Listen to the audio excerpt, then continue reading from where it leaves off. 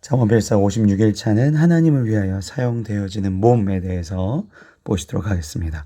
잠언 20장 11절부터 20절입니다. 지금 계속 보시면 지혜자, 우매자, 미련한 자, 의인 이러면서 이게 대구가 되는데요. 결국 이 지혜로운 자는 하나님 중심적으로 사는 삶을 뜻합니다. 하나님 중심적으로 살면 그 이후에 하나님께서 우리의 필요한 그런 욕구들을 채워주신다. 그렇게 보시면 되겠는데, 첫 번째는 하나님을 위해서 사용되어야 하는 몸. 이게 무슨 얘기인지 한번 보시도록 하겠습니다. 비록 아이라도 자기의 동작으로 자기 품행이 청결한 여부와 정직한 여부를 나타내느니라. 사람은 누구나 그렇습니다. 자기 행동으로 사람들에게 어떠한 행동을 했는데 그게 인정받기 원하는 마음이 있죠. 이걸 가지고 만든 게 이제 SNS 같은 것들, 뭐 페이스북이라든지 인스타그램이라든지 어떠한 나의 행동을 통해 사람들에게 인정받고 싶어하는 마음이 있는 것이죠. 12절 듣는 귀와 보는 눈은 다 여호와께서 지으신 것이라. 사람이 지혜롭게 되기 위해서는 하나님의 뜻을 잘 살펴봐야 된다는 게 나옵니다. 이게 이제 11절이랑 연관이 되고 있는 거죠. 내가 지금 사람들에게 인정받고 싶어하는 그 부분이 깨끗한가? 정직한가?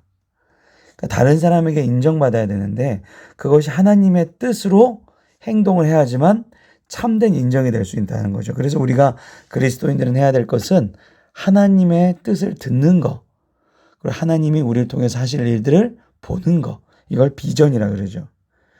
그러니까 결국 내 안에 계신 하나님의 눈과 생각으로 내가 보고 행동하는 것. 이게 이제 시편 94편 9절에 보시면 시적으로 표현이 또 되어 있습니다. 13절 너는 잠자기를 좋아하지 말라. 내가 빈궁하게 될까 두려우니라. 내 눈을 뜨라. 그리하면 양식이 족하니라.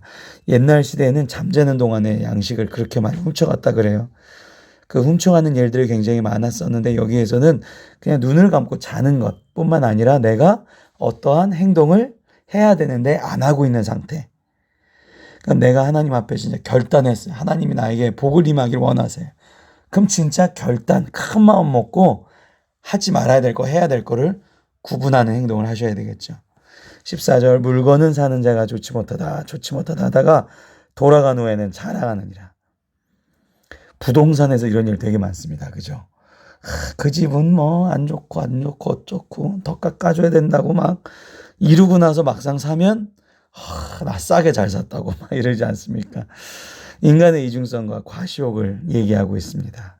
우리는 그러면 안 되겠죠. 그냥 가끔은 정말로 합리적인 가격이면 굳이 깎지 마시고 네, 괜찮으시다면 15절입니다. 세상에 금도 있고 진주도 많거니와 지혜로운 입술은 더욱 귀한 보배니라. 내가 교회 안 다녔으면, 내가 예수님 몰랐으면 결국 돈 버는 거의 목적성이에요. 그거밖에 없습니다.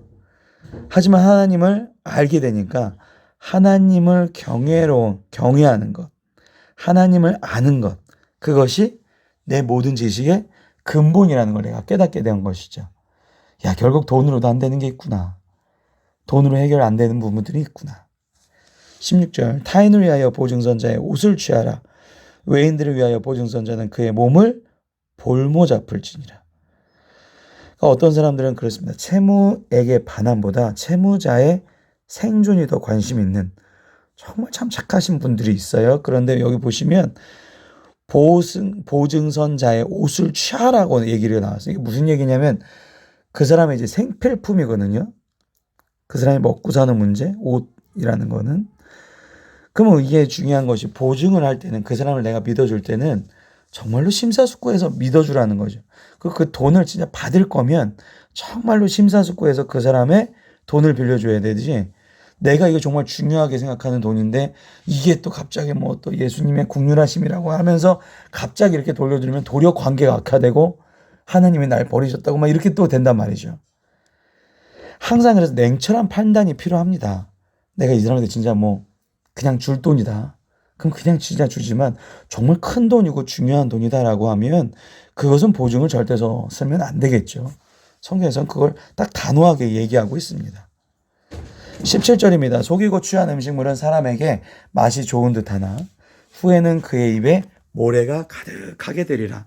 남을 속여서 결국 부정하게 재물을 얻은 사람은 내가 돈 많이 벌 것 같아. 통쾌해. 하지만 예상과 달리 부정적인 결과를 얻을 수 있다는 것이죠. 18절 경영은 의논함으로써 성취하나니 지략을 베풀고 전쟁할지냐. 세상 혼자 살아가시면 안 되죠. 교회도 마찬가지입니다. 목사가 자기가 옳다고 막 이렇게 하면 안 되는 것처럼 모든 회사도 자기 회장이 맞다고 막 이렇게 가면 안 되죠. 여러 사람과의 의견이 교환이 되면 될수록 더욱 지혜롭게 될 수 있죠. 한 사람이 독재를 하면 문제가 생깁니다. 그 사람이 자기가 잘못된 길로 가고 있는지 모르기 때문에 그렇습니다. 19절 두루 다니며 한담하는 자는 남의 비밀을 누설하나니 입술을 벌린 자를 사귀지 말지. 이건 누구 얘기인데 너만 알아야 돼 하면서 얘기하는 사람과 사귀지 말라. 마지막 20절입니다. 자기 아비 나오미를 저주하는 자 그의 등불이 흑암 중에 꺼짐을 당하리라. 저주받는 자의 운명이라는 거죠. 그 운명이 뭐예요? 자기 아비 나오미를 저주하는 자. 물론 내 육체적인 어머니 아버지를 저주하는 사람도 있고 하나님을 저주하는 사람들도 포함이 되겠습니다. 그런 사람들은 무조건 벌을 받게 된다. 잠언 20장 20절의 말씀. 하나님의 뜻대로 살아가시는 저와 여러분 되시기를 바랍니다. 윤여한 목사였습니다.